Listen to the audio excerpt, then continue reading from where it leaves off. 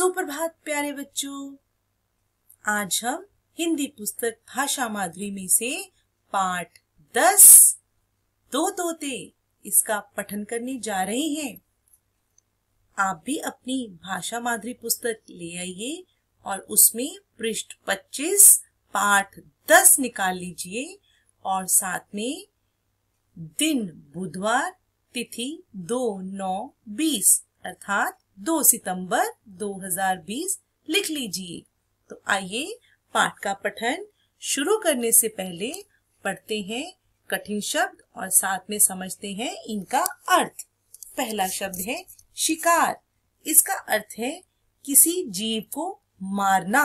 पुराने समय में राजा लोग जंगल में जाकर जंगली पशुओं को मारते थे, उनका शिकार करते थे। परंतु बच्चों, अब सरकार ने इस पर रोक लगा दी है। अब कोई भी किसी जीव को मार नहीं सकता। दूसरा शब्द है रास्ता। किसी दूसरी जगह जाने के लिए हम जिस सड़क का प्रयोग करते हैं वही रास्ता कहलाता है। ये कच्चा रास्ता भी हो सकता है और पक्का भी। आगे शब्द है नमस्कार। दोनों हाथों को जोड़कर किया गया अभिवादन नमस्कार कहलाता है। फिर शब्द है चारपाई। इस पर हम बैठकर आराम करते हैं या सोते हैं।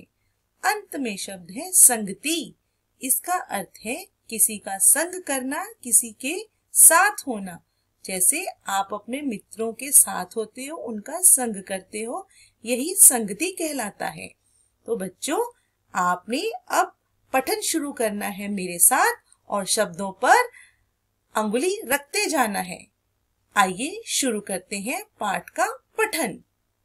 एक राजा जंगल में शिकार खेलने गया। शिकार खेलते खेलते वह रास्ता भटक गया। वह भटकता भटकता एक गुफा के पास पहुंचा। वहां आम का पेड़ था। उस पर एक तोता बैठा था। राजा को देखते ही वह जोर जोर से चिल्लाने लगा, लूटो मारो काटो पीटो, लूटो मारो काटो पीटो। राजा वहां नहीं रुका। तोता थोड़ी दूर तक राजा का पीछा करता रहा। वह बार बार कहता रहा, लूटो मारो काटो पीटो। राजा की समझ में कुछ नहीं आया। वह चलते चलते एक झोपड़ी के पास पहुंचा। झोपड़ी के चारों तरफ पेड़ थे। एक पेड़ पर तोता बैठा था। राजा को देखते ही वह मीठी आवाज में कहने लगा, आओ बैठो, पानी पियो, खाना खाओ।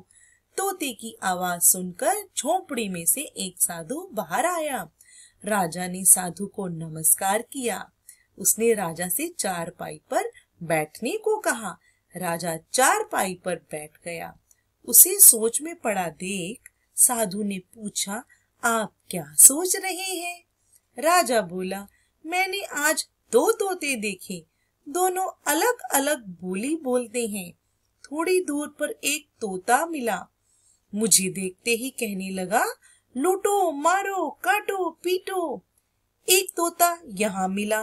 मुझे देखते ही बोला, आओ बैठो, पानी पियो, खाना खाओ। मैं यह भेद नहीं समझ पाया।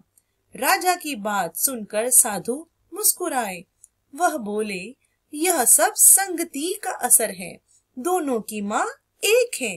पहले दोनों मेरे पास थे। एक को डाकू ले गए।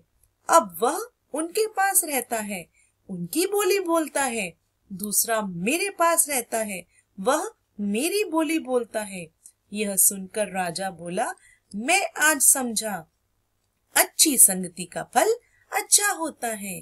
तो देखा बच्चों, इस पाठ से हमें यही सीख मिलती है कि हमें हमेशा अच्छी संगति करनी चाहिए, क्योंकि अच्छी संगति का फल अच्छा होता है। अच्छे मित्र बनाने चाहिए। तो अब हम पाठ का पठन करने के पश्चात कुछ और शब्दों को रेखांकित करते हैं। तो आप पृष्ठ 25 फिर से निकाल लीजिए और करते हैं शब्दों को रेखांकित। पहला शब्द है जंगल, रेखांकित कीजिए।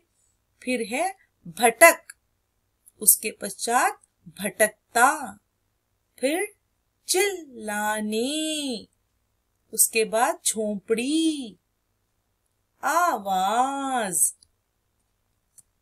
इसके पश्चात भेद, फिर मुस्कुराए, फिर डाकू और अंत में शब्द है अच्छा। तो इस तरह से आपने इन शब्दों को भी रेखांकित कर लेना है। धन्यवाद।